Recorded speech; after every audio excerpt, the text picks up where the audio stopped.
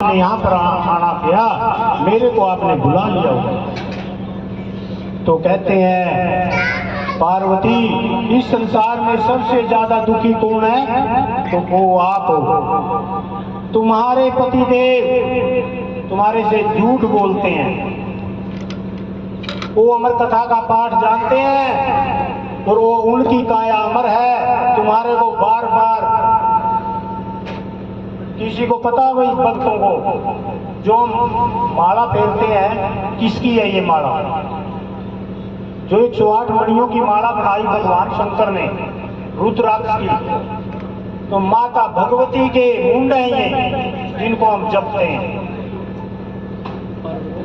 तो कहते हैं उनकी काया अमर है और तुम्हारे को बार बार गर्भ में जाना पड़ता है, लेकिन आप उनसे अमर कथा का पाठ सुनिए और अपनी काया को अमर कर दीजिए। तो भगवान शिव आराधना करके आते हैं और आराधना कर करके पार्वती पे आवाज लगाते हैं। उमा नहीं बोलती, शक्ति नहीं बोलती, कहते हैं पति देव हैं, तीसरी आवाज में पत्नी को बोल पड़ना चाहिए, पता नहीं क्या शराब लगा देंगे।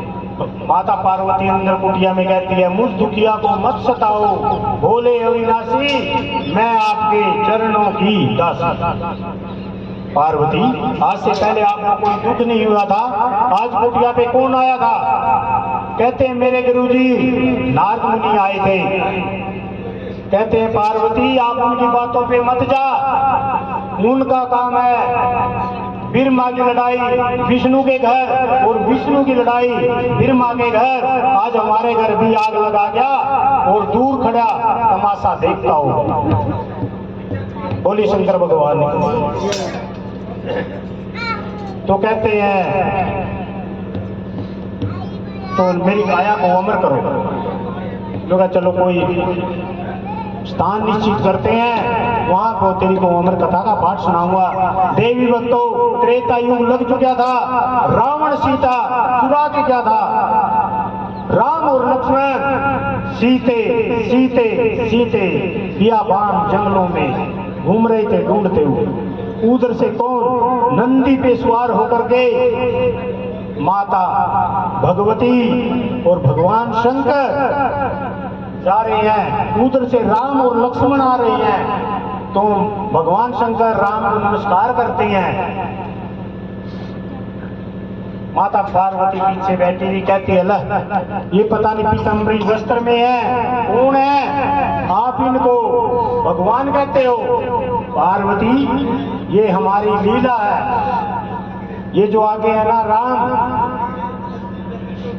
ये विष्णु के अवतार हैं। जो ये पीछे हैं लक्ष्मण, ये शेषनाग के अवतार हैं। हम इनकी कला हैं, ये हमारी कला है। नहीं, मैं इन बच्चों की परीक्षा लेना चाहती हूँ।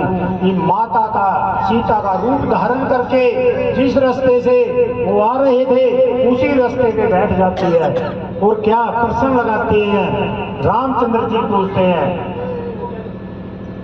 किस राजा की पुत्री, कौन तुम्हारा नाम, कौन तुम्हारे पति देव हैं, कन्या कौन है घर गांव? तो माता शक्ति वहां पे झूठ बोल देती है, कहती है राजा जनक की पुत्री, सीता जी मेरा नाम, रामचंद्र जी पति मेरे, अयोध्यापुरी है घर गांव।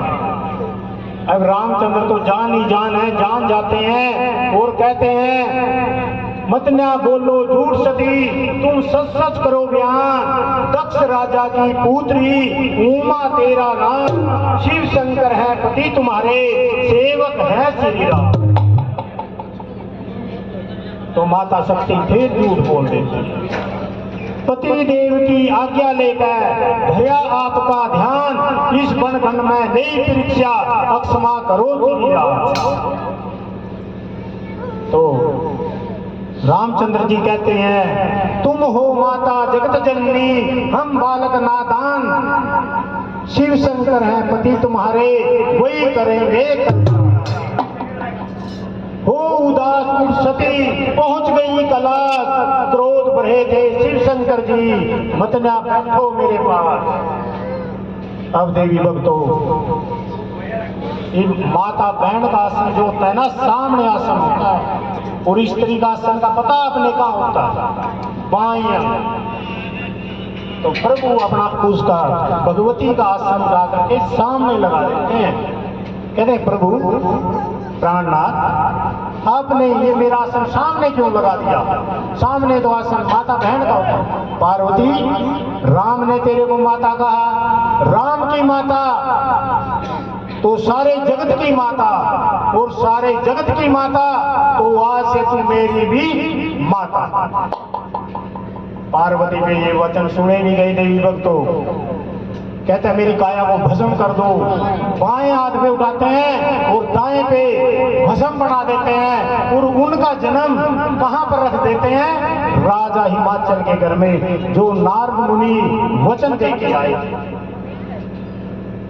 तब ऐसे प्रभु करते हैं, मतलब भगवान शंकर का जो भगत है, मतलब ये पूरी आज भी आप लोग जो भी इस कथा में आए हुए हैं ना, आपको खुशी अवश्य मिलेगी, कोई नहीं।